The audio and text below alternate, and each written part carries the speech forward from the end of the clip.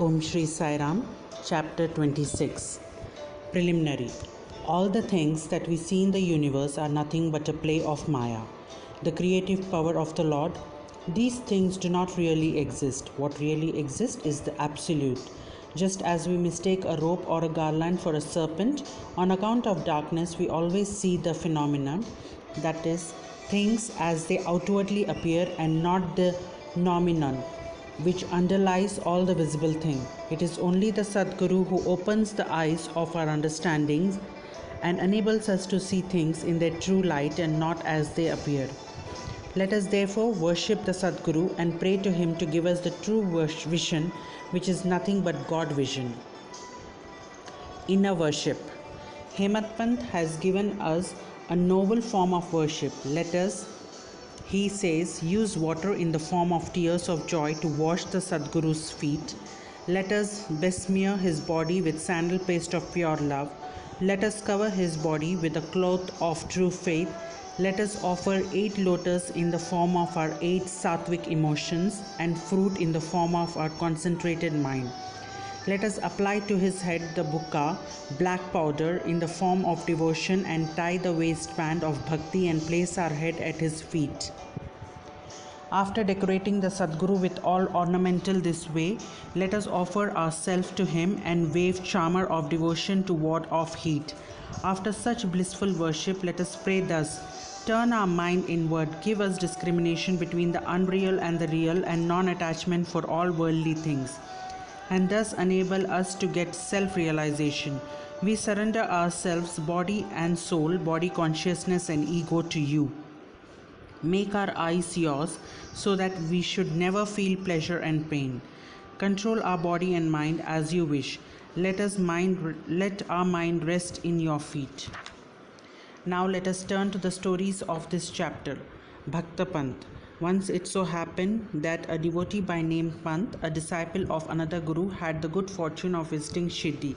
He had no mind to go to Shirdi, but man proposes one way and God disposes the other. He was travelling in a BB and CI railway train, where he met many friends bound for Shirdi. They all asked him to accompany them and he could not say no. They alighted at Mumbai, while Pant got down at Virar. There he took the permission of his guru for the Shirdi trip, and after arranging for the expenses, left with the party for Shirdi. They all reached the place in the morning and went to the masjid at about 11 am. On seeing the concourse of the devotees assembled for Baba's worship, they were all pleased, but Pant suddenly got a fit and fell senseless.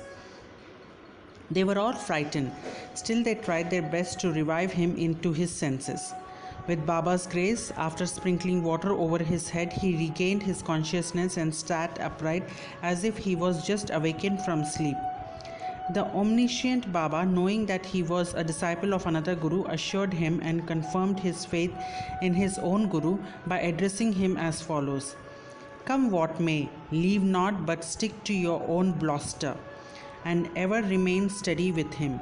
Pant at once knew the significance of this remark, and thus he was reminded of his guru. This kindness of Baba he never forgot in his life. Harishchandra Pitale. There was a gentleman by name Harishchandra Pitale in Mumbai. He had a son who suffered from epilepsy. He tried many allopathic and Ayurvedic physicians, but there was no cure. There remained only one way of remedy, that is restoring to the saints. It has been stated in chapter 15 that Das Kanu, by his inimitable and splendid kirtan, spread the fame of Sai Baba in the Mumbai presidency. Mr. Pitale heard some of these kirtan in 1910 and learned therefrom and from others that Baba, with his touch and mere glance, cured many incurable diseases.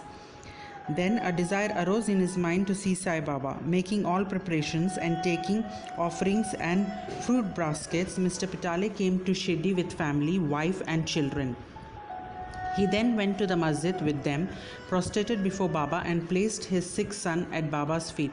No sooner Baba saw the child than an untoward thing happened. The son immediately revolved his eyes and fell down senseless. His mouth began to throw foam and his whole body began to perspire profusely, and it seems as if he breathed himself out. Seeing this, the parents became very nervous and upset. The boy used to get such fits very often, but this fit seemed to persist long. Tears began to flow ceaselessly from the mother's eye, and she began to wail that her condition was like that of a person who, being afraid of the robbers, ran into a house which collapsed on him, or like a cow fearing a tiger ran into the hands of a butcher, or like a traveler who, being tormented by the heat of the sun, went to take refuge under a tree which fell upon him, or like a devout person going for worship into a temple which collapsed upon him. The Baba confronted her, saying, "Do not wail like this. Wait a bit. Have patience. Take the boy to your lodging. He will come to his senses within half an hour." They did as directed by Baba and found that his words came true. As soon as he was taken into the Vada, the boy recovered, and all the Pitale family and others were very happy, and all their doubts disappeared. Then Mr. Pitale went with his wife to see Baba and prostrated himself before him very humbly and respectfully, and sat shampooing his legs and mentally thanking Baba for his kind help. Baba then smilingly said, "Have not all your thoughts, doubt and apprehensions calmed down now? Hari will protect him who has got faith and patience." Mr. Pitale was a rich and well-to-do gentleman. He distributed sweetmeats on a large scale and offered to Baba excellent fruit and pan. Mrs. Pitale was a very pious lady, simple, loving and faithful. She used to sit near the post gazing at Baba with tears of joy flowing down from her eyes. Seeing her amicable and loving nature, Baba was much pleased with her. Like gods, saints are always dependent on their devotees who surrender and worship them with their heart and soul. After passing some happy days in Baba's company, the Pitale family came to the masjid to take Baba's leave to depart. Baba gave them udi and blessings and called Mr. Pitale close by and said to him, "Bapu, I have given you ₹2 before. Now I give you ₹3. Keep this in your shrine for worship and you will be benefited." Mr. Pitale accepted these as prasad, prostrated himself again before Baba and prayed for his blessings. A thought arose in his mind that as this was his first visit to Shirdi, he could not understand what Baba meant when he said that he had given ₹2 previously. He was curious to have this mystery solved, but Baba kept silent. When Mr. Pitale returned Mumbai, he narrated to his old mother all that has happened at Shirdi and the mystery about Baba's giving him ₹2 earlier. The mother also did not understand the mystery, but thinking seriously about this, she was reminded of an old incident which solved the mystery. She said to her son, "As you now went to Sai Baba with your son, so had your father done when he took you to Akalkot for the darshan of the Maharaj there. Many years ago, that Maharaj was also a Siddha, perfect yogi, omniscient and gracious. Your father was devout and his worship was accepted. He then gave your father ₹2 for being kept in the shrine and worshipped. Your father worshipped them till his death, but thereafter the worship was neglected and the rupees was lost. After some years, the memory of these ₹2 also disappeared, and now, as you are very fortunate, the Akalkot Maharaj has appeared to you in the form of Sai Baba just to remind you of your duties and worship to ward off all dangers. Now beware henceforth. Leave all doubts and bad thoughts, follow your ancestors and go on worshipping the family gods and the rupees, and take pride in the blessings of the saint. Sai Samrata has kindly revived the spirit of bhakti in you. Cultivate it to your benefit." Hearing the remarks of the mother, Mr. Pitale was very much delighted. He came to know and was convinced about the all-pervasiveness of Baba and the significance of his darshan. Therefore, he became very careful about his conduct. Mr. Ambadekar. Mr. Gopal Narayan Ambadekar of Pune was a devotee of Baba. He served for 10 years in the Amkari department in the Thane district and in Jawhar state, from where he had to retire. He tried to get some other job, but he did not succeed. He was overtaken by other calamities and his condition grew from bad to worst. He passed 7 years in this condition, visiting Shirdi every year and placing his grievance before Baba. In 1916, his plight became worse and he decided to commit suicide in Shirdi. So he came there with his wife and stayed for 2 months. One night, while sitting in the bullock cart in front of the District Vada, He resolved to end his life by throwing himself into the well close by, but Baba wished to do something else. A few paces from this place there was a hotel, and this proprietor, Mr. Sagun, a devotee of Baba, came out and escorted him thus. Did you ever read Akalkot Maharaj's life?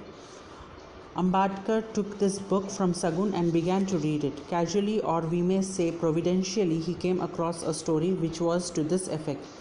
During the lifetime of Akalkot Maharaj, a certain devotee suffered very much from an incurable disease, and when he could no longer endure the agony and pain, he became desperate, and in order to end his miseries threw himself one night into a well.